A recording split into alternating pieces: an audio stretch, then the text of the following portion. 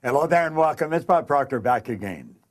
Now, you know, in the last video that we made here together, I went through how the conscious mind works, how the subconscious, and how the body is an expression of the mind. And as you go through that, if you go through it a few times, you're going to see, yeah, that's exactly what happens. Now, I want you to think of this for a moment. When you impress an idea upon your subconscious mind, that alters the vibration of this instrument we call our body. See, our body is a molecular structure. Really what it is. It's a mass of energy in a very high speed of vibration. Now, we invented a word to describe our conscious awareness of vibration, and that word is feeling. If you ask a person, how are you today? They'll say, well, I'm feeling fine, or I don't feel that good, I feel great. You never hear a person say, oh, I'm consciously aware of being emotionally involved with a negative idea, so therefore I've moved into a negative vibration. But that's exactly what happens. So, you see, as we start to understand this, and we become aware that we're not feeling too good, we can change it. Now, it takes a little training, but you can do it. We are really in charge of how we feel. Now, we let other people upset us, but we don't have to let other people upset us. We don't need to react to them. We can respond. We can listen to what they're saying, and they say, well, you're entitled to your opinion, but that's just not what I'm like. And we can hold our own idea of ourselves.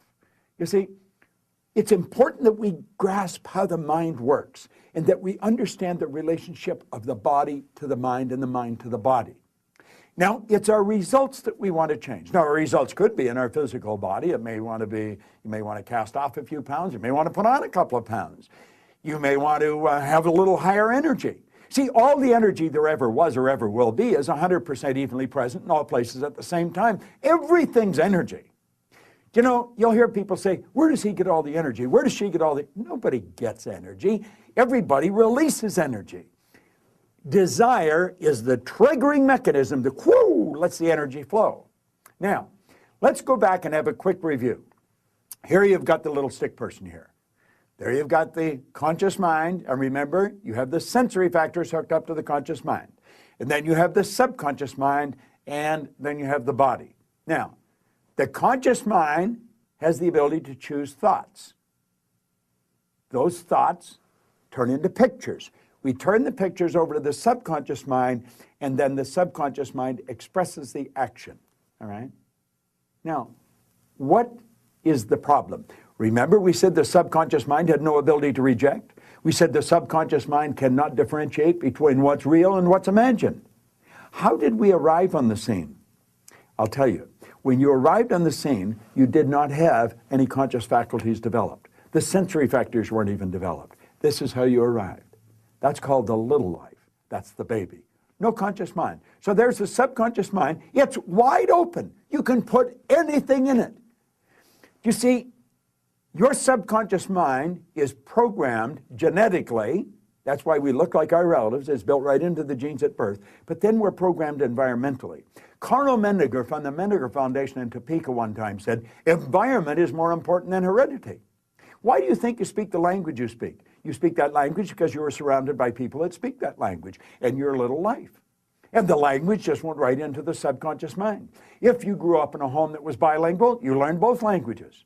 I had an associate over in Kuala Lumpur, had a little boy, he spoke 4 languages at 4 years of age. And you'd look at that and you'd say, my gosh. No. The baby was programmed. Why do you like the food you like? It's programming. That's right. Now, let's stop and think about the environment we were raised in. Here's the baby, and look at the ideas and the thoughts and the concepts that are going on around that baby are going right into that baby's subconscious mind. Now, through repetition, over and over and over again, and remember, the baby's getting it all day, all week, every week, all month, every month, all year, and this goes on for 4 or 5 years. And the baby reaches the age of 4 or 5 where they can start to think that baby's programmed. That baby is programmed to think like the people it had been surrounded by. If the people that surrounded that baby had gone right through school, the baby will probably grow up and go right through school. If the people that were surrounding that baby always lived in hard times, never had any money, always in debt, that's probably how that baby's going to grow up.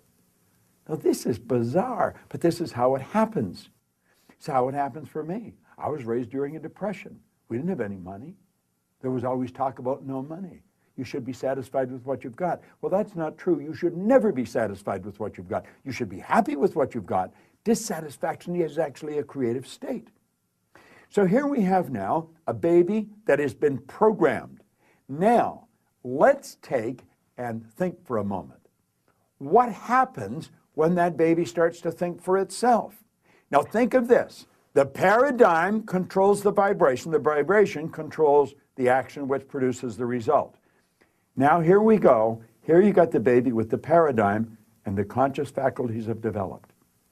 They have the ability to think. There's a power flowing into them. What are they going to think? They're going to think thoughts that are in harmony with that paradigm. That's right. We've been raised to believe you go to work to earn money. Do you know that working is the very worst way to earn money? That's right. You should go to work for satisfaction, not for money. You provide service for money. You can earn money while you're sleeping. In fact, we have programs where we teach people to actually earn more money while they're sleeping than they'll ever need to use while they're awake. You say, well, that's a pipe dream. No, no. That's a paradigm that causes you to think that's a pipe dream. There's people doing that that are nowhere near as bright as you. But here we are now. We've got the person. They've been programmed in their little life genetically and environmentally. That paradigm is nothing but a multitude of habits. A habit is an idea that's been programmed into the subconscious mind over and over and over again. Now, the paradigm is literally controlling the behavior. Consciously, you can think of one thing, but subconsciously, the other idea will be controlling you. See, we can sit down and we can read these self-help books, we can listen to the recordings, and we say, yeah, well, I can do that. That makes sense. That's logical. But then we can't do it. Why? Now think of this for a moment. I want you to imagine that you're going to accept an idea right now to turn your annual income to a monthly income. You say, well, I'd like that, but will you do it? Probably not. Your paradigm will stop you. See, your paradigm literally controls the results. Now, let's think of how the paradigm was formed. The paradigm was formed through repetition. The idea is being planted in your subconscious mind. Now, understand your paradigm dictates your logic. Your paradigm controls how you utilize your time. Your paradigm controls your perception of situations. Your paradigm controls your effectiveness. Your paradigm controls the amount of money you earn. If you want to change your life, you must change your paradigm. You see, to most people, it's illogical that they could take and turn their annual income to a monthly income. But if you follow our teachings, we'll show you exactly how to do that. We'll show you how to accomplish anything you want to accomplish, because what we're focused on is showing you how to change the paradigm. When the paradigm's changed, your life changes. It's a beautiful concept. It's an absolutely phenomenal concept. Now you know why you're getting the results you're getting. It has nothing to do with your intellect. Your intellect, you can figure out how to do things. But that doesn't mean you're going to do them. You'll hear people say, I believe that, but their behavior would indicate they've never even heard of it. Why? We believe something on a conscious level. On a subconscious level, the paradigm believes something else. There's a word called praxis. Praxis is the integration of belief with behavior.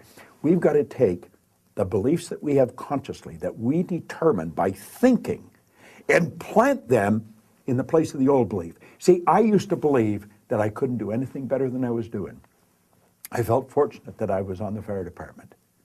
The idea of building a company that operated all around the world, furthest thing from my mind. But you know something?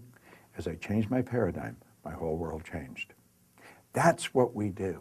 That's what it's all about. You've got to change your paradigm if you want to change your life. Now, you can study all you want. If you don't gain an understanding how to alter that program, and that's what the paradigm is, it's a program. It's a multitude of concepts that are fixed in your subconscious mind that literally control your behavior. It's a beautiful concept to understand. It's a terrible one if you don't understand it, because it literally controls your life. Why do you think most people go right through their life and keep getting the same results year after year after year? Well, it's just the way it is, and they don't know. We should be taught this in school, but we're not. How is the paradigm formed? Through the repetition of information. How's the paradigm changed? Repetition of information. Now let's suppose you're having a difficult time with money. You find that you got more going out than coming in. You've got to change your concept about money. How do you do that? Through the repetition of an idea. That's where affirmations comes in. I'll give you one that I've been using for years.